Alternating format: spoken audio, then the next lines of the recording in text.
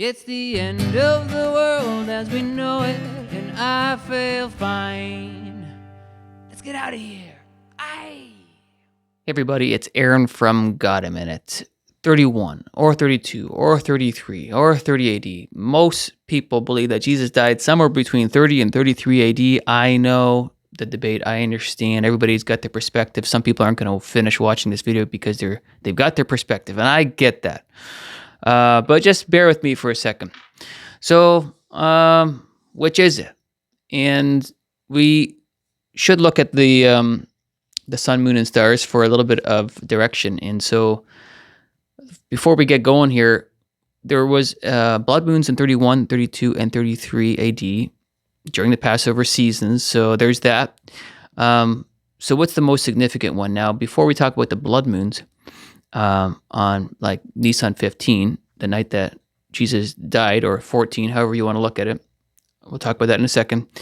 But it says that in Luke 23, verse 44 and 45, now it was about the 6th hour, and there was darkness over all the earth until the 9th hour. Then the sun was darkened, and the veil of the temple was torn in two. So from the 6th hour to the 9th hour, that's basically about 12 p.m. to 3 p.m. And I was in the Path of Totality on April 8th, and I saw it, and it was wonderful. It was dark. It was weird. It was different. But it only lasted a few minutes of darkness, actual darkness. It felt like nighttime only for a few minutes. So a solar eclipse will not stay dark for 3 hours. My point is, when Jesus died on the cross, if there's 3 hours of darkness, I don't think it was a natural event. There's no such thing as a 3-hour total solar eclipse and complete darkness for 3 hours. I think it was the hand of God. God did something. He put something in front of the sun that wasn't a natural event. And it was a supernatural event, in my opinion. So there's that. Because also, Jesus was crucified on a full moon, not a new moon. And so there are no solar eclipses on a full moon.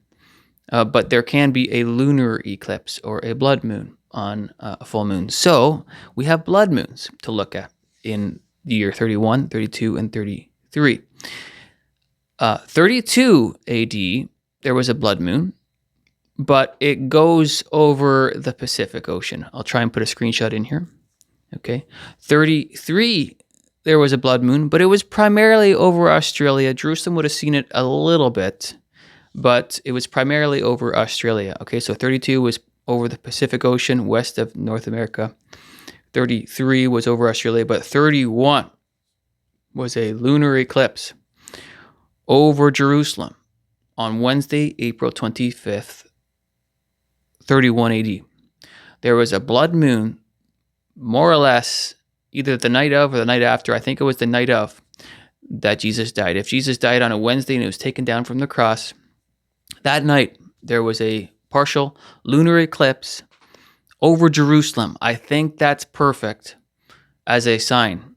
I think that's perfect because Jesus shed his blood for us in Jerusalem for our sins. And so there was a blood moon. So Jesus, here's our scenario. Jesus dies on Wednesday, April 25th.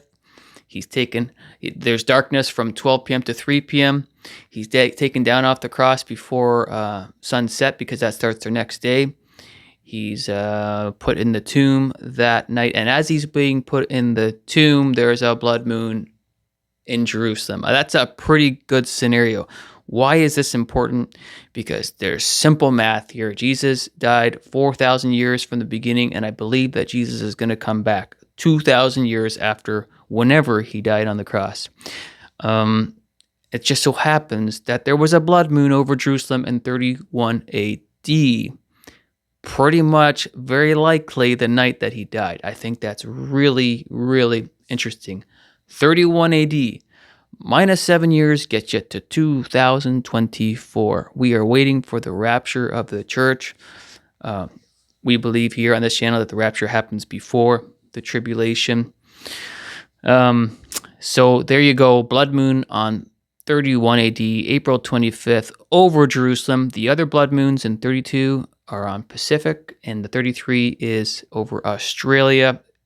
if you were in Jerusalem, you would see it a little bit, but not that great. 31 AD was the hot zone, the blood moon over Jerusalem, the night that Jesus would have been crucified in 31 AD, if that was in fact the year. I do not know the year. I was pretty convinced last year that it was 30 AD. This blood moon is pretty cool. It's worth mentioning and making a video on it. So what do you guys think about the blood moon being 31 AD over Jerusalem? Let me know in the comments, of course. Ultimately, please get tight with Christ. Please accept the free gift of salvation. His blood, red, went down, and that is what sanctifies you. That's what covers you. Jesus talks a lot about the tabernacle, and you cannot enter the court. You cannot enter the temple without some sort of a blood sacrifice. And the priest would rub it on the right ear and the right toe, and the right thumb, I believe.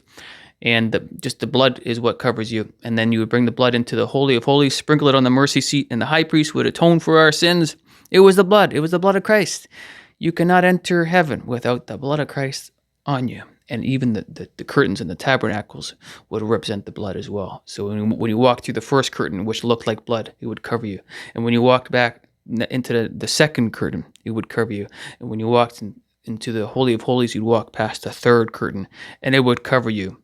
The blood of Christ covers. It's only through the blood of Christ for you that you can enter into the kingdom. So there you go. Blood moon on April 25th, 31 AD.